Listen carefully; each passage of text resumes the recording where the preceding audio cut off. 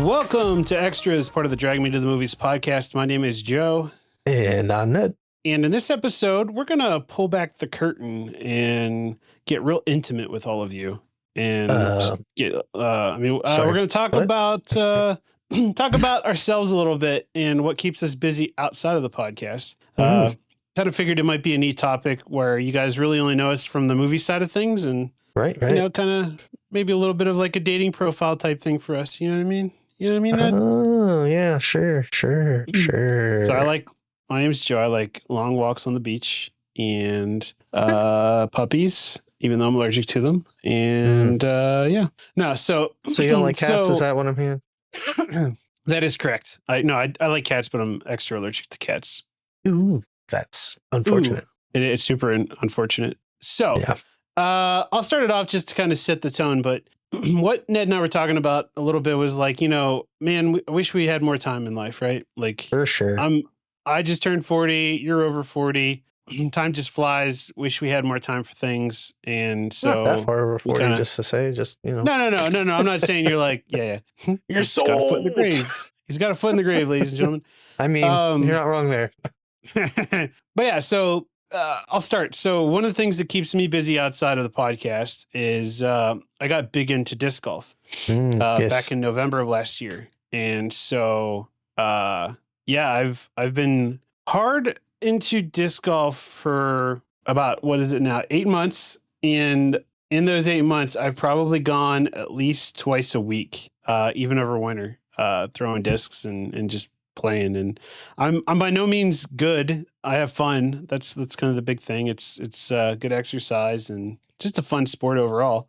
And I try to spread the good word of disc golf as much as I can and get people addicted. And in fact, I got somebody named Ned at least out once to try it. Yeah, so. once was enough. No, it was fun. No. We'll probably end up doing it again. It's just, again, finding time to do it. Yeah. So yeah, it's fun. If you're not like, I'm not built athletically at all either. No. And but it's a very approachable sport. It takes like a lot of the stuff that you might find boring if you're not somebody who likes to do exercise, like hiking, and a lot of bending and throwing and all that stuff. It's a good workout, and yeah, I recommend it highly. Yeah. And in fact, if I'm going to add on to that, and I'm going to sell myself here a little bit, I'm trying my creative hand at a YouTube channel on disc golf. So that's even taking a little bit more of my time. So if you're interested, you can check me out on YouTube. It's Par 40 Disc Golf. It's Par 40DG on YouTube. Yeah, we'll be sure to have a link somewhere where you're watching or listening. Awesome. Well, Ned, what about you? What's something that keeps you busy outside of the podcast? I mean, I'm gonna actually just put this out there real quick. Like, work, I think, takes up too much time. Having a 32-hour work week where you can make the same would be amazing. Sleep, I try to get enough of that, so I do kind of believe in that one a little bit. I used to not. How much sleep do you average on a night? I would say I usually get around 7. Kind of goes more sometimes, less others. What about yourself? Okay. I've been averaging 7.5. Okay. But I used to probably average like 5 and up until about maybe 3 years ago. So yeah, right. I've been also trying to sleep more. Yeah, it's definitely helpful. But yeah, I think for me, the podcast itself does take up a little bit more time than I would say you have in it. But yeah, folks don't know, but you're the editor for the podcast. So yeah, I'm the recorder, editor, publisher. I decide what makes it in, what doesn't. That's true.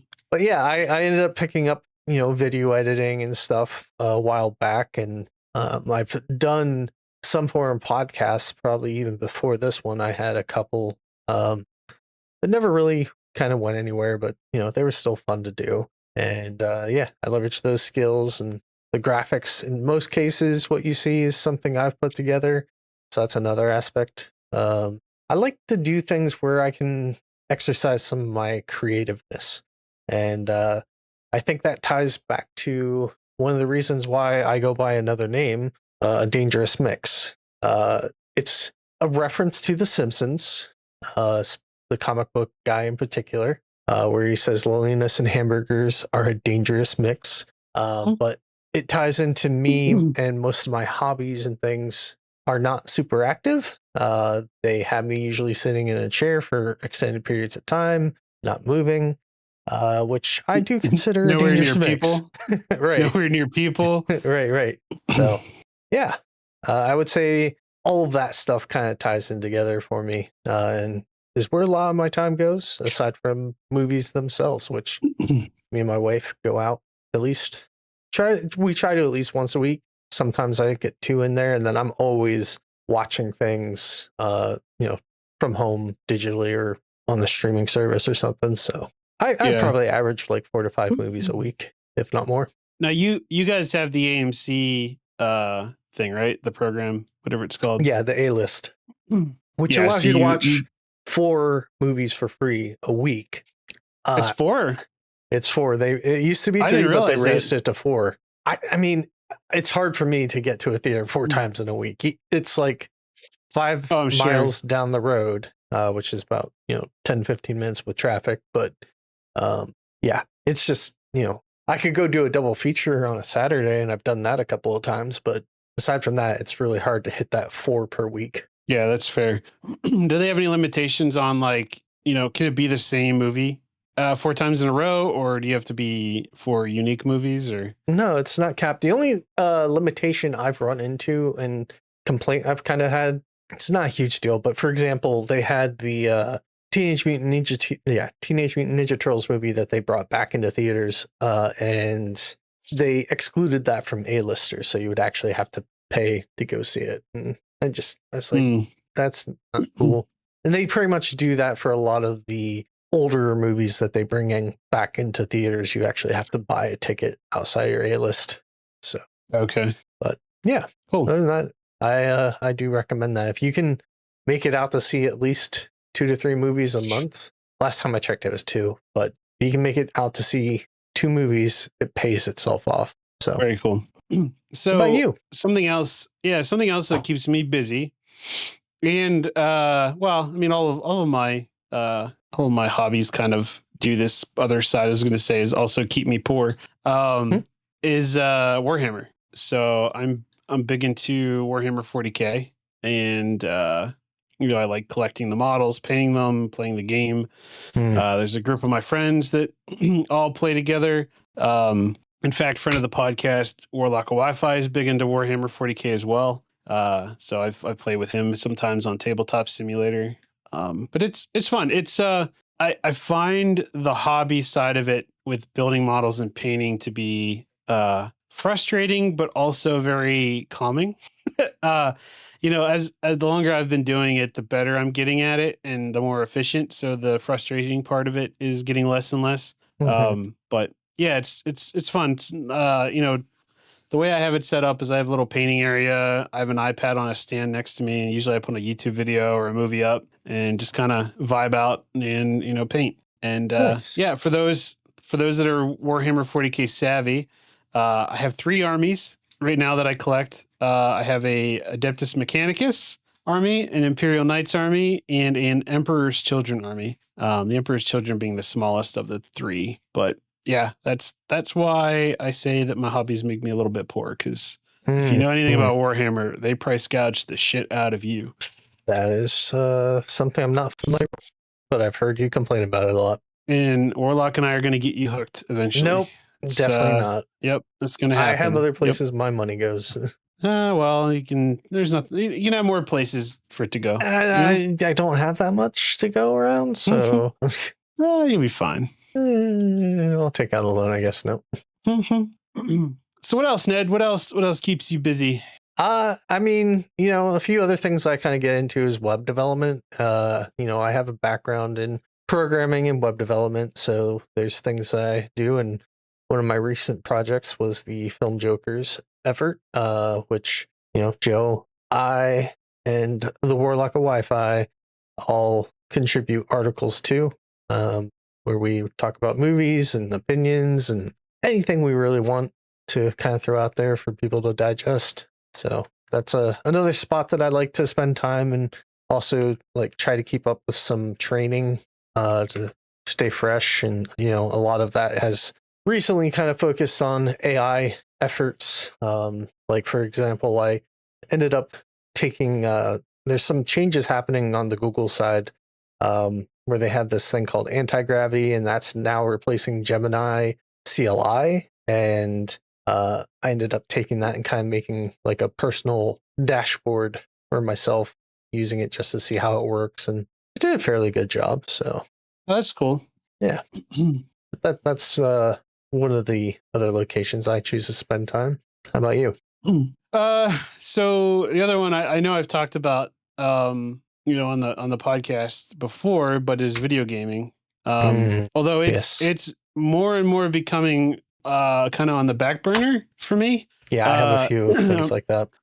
Yeah, it's not that I don't like it. It's just that between disc golf tiring me out, and then Warhammer backlog, and then in some cases the podcast, watching movies and trying to keep up abreast on those. Something had to give, and gaming did. But that being said, I recently started playing Final Fantasy 16 for the first time, and I'm kind of I'm enjoying it, but I also am very critical of it.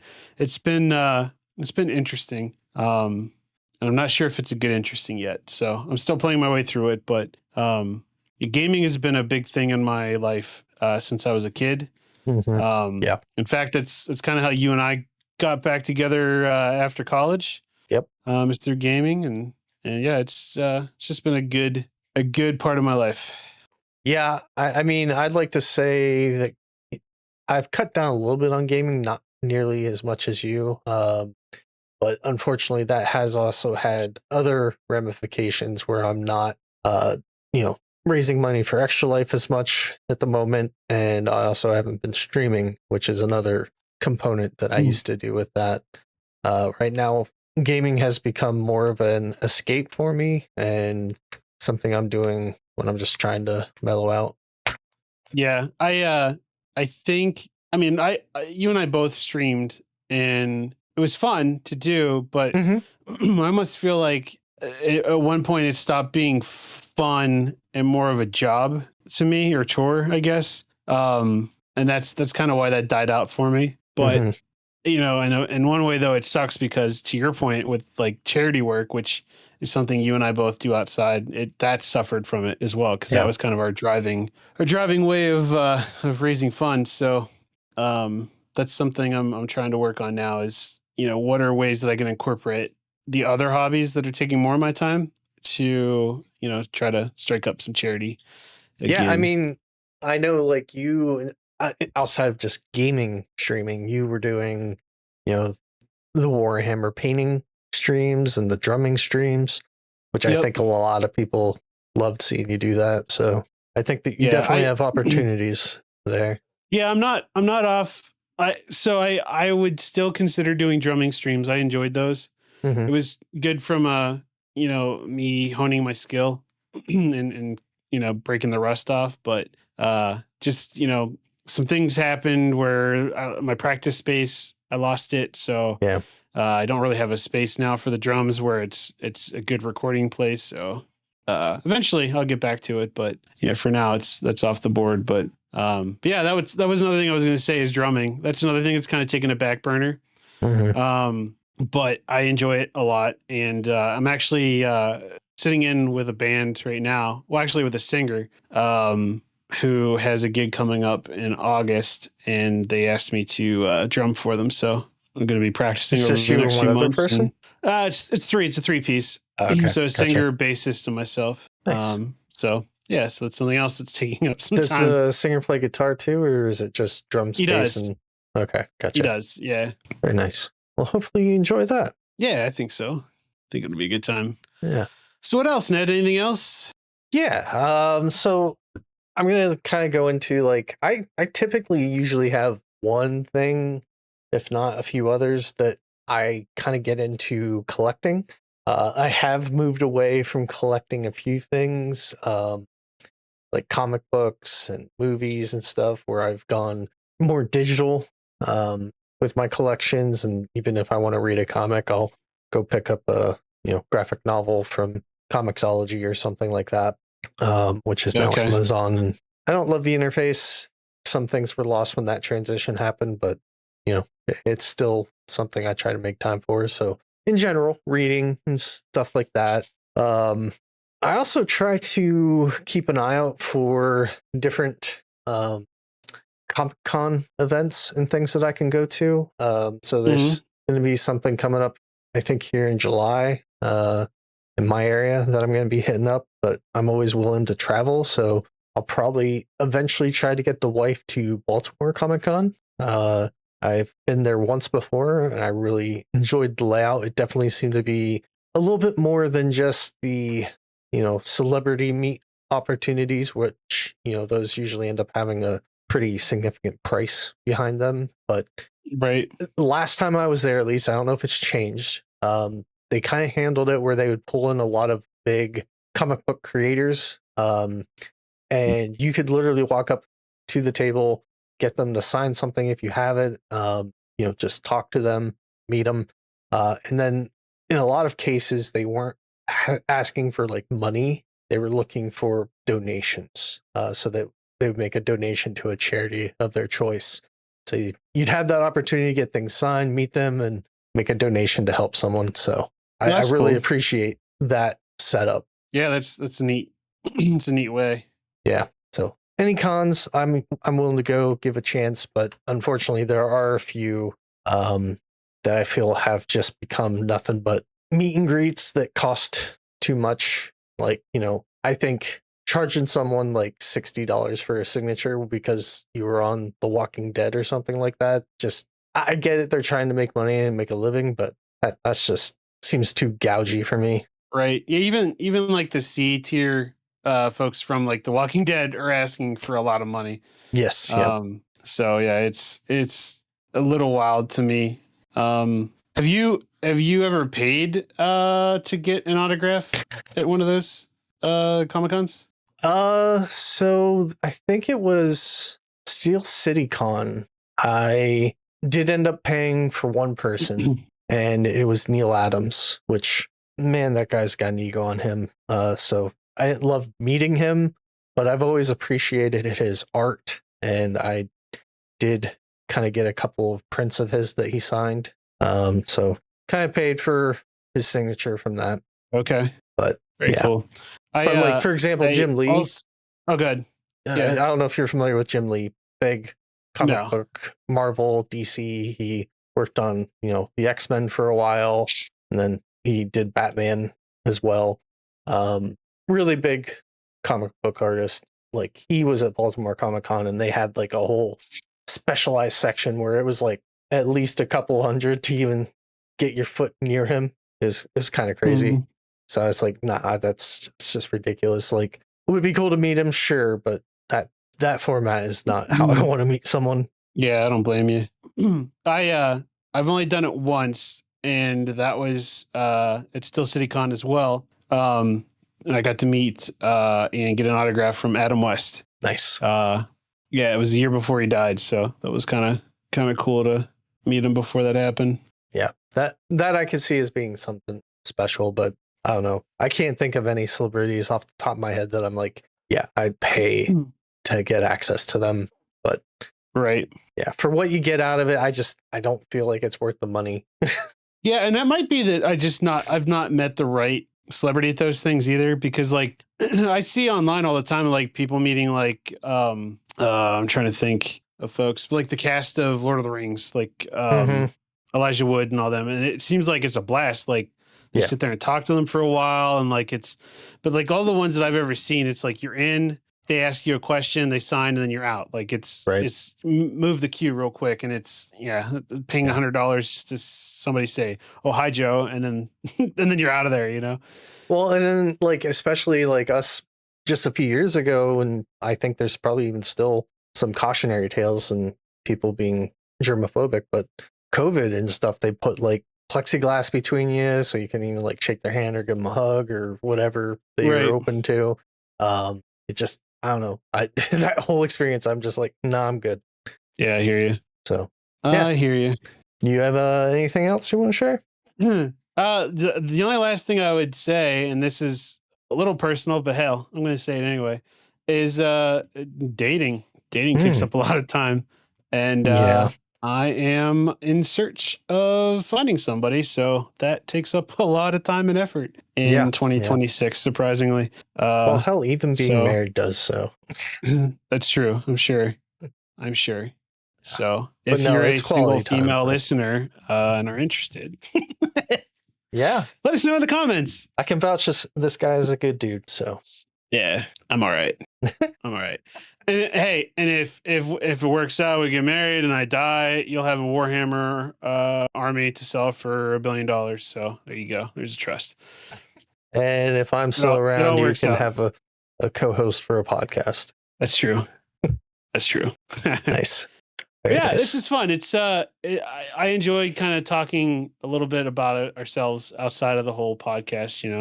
We enjoy doing what we do. The podcast, is one of those things where we have a schedule. We try to stick to it as much, and sometimes my hobbies get in the way, and Ned's thankfully flexible enough to work with me on that. But it's one of those things that I look forward to doing. And it doesn't feel like a job at all. It's a good time. So expect years and years of this to continue. Yeah, it's a good time for me. I always enjoy catching up with you and talking through some of the things and exposing you to some of the movies you should have seen by now. Damn it. That's right. I'm catching up. I'm getting there. You are. You're definitely making good progress. So yeah, very cool. Thanks. So yeah, if our listeners or watchers out there are interested in anything we talked about and want us to dive in deeper in a future extra episode, let us know in the comments. You can let us know on our socials, on Facebook and on Threads at To The Movies Pod, and you can watch us on YouTube at The Movies Pod. And I think we'll call it there. So thanks for joining us, and thanks for opening up a little bit about the Ned outside of the podcast. Yeah, likewise, man. Also, I collect knives, so he does. He'll stab you. Watch out. Bye, no, everybody. That's just where my collection takes me. Stabby. No stabbing. Cutty cut for tool purposes. Okay, good. All right, Goodbye, bye, everybody.